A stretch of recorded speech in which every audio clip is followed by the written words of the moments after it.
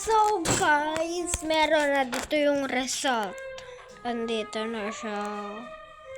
Naging purple. Ang ganda, no? Tapos andito yung tira ko. Ayan. Tama yun.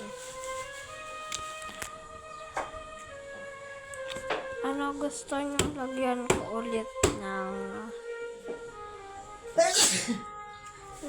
ko ulit ng kulay.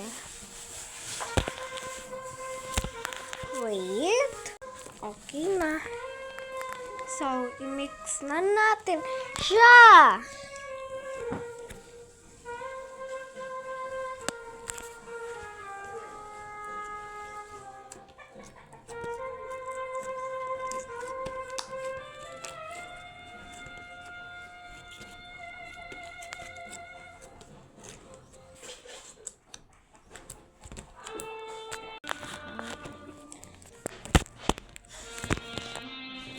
Ito na.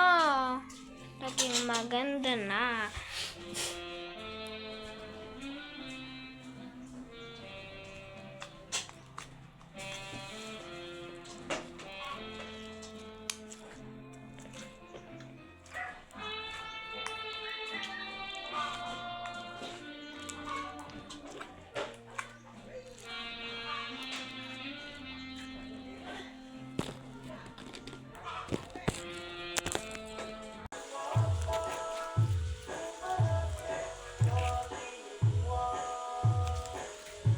So, ito na.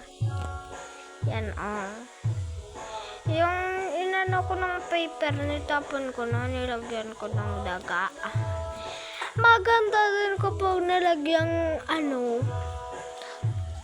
kapag nilagyan mo ng daga. Wait lang. Lagyan pa natin ng blue.